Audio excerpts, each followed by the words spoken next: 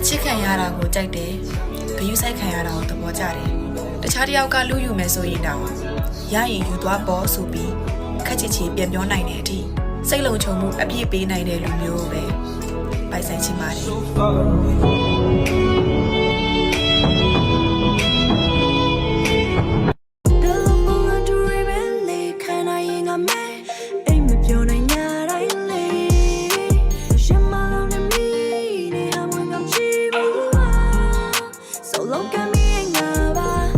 ပြန်တွေ့မိလိုက်ရင်ဘာကြောင့်တင်းငါဝမ်းနေသွားတယ်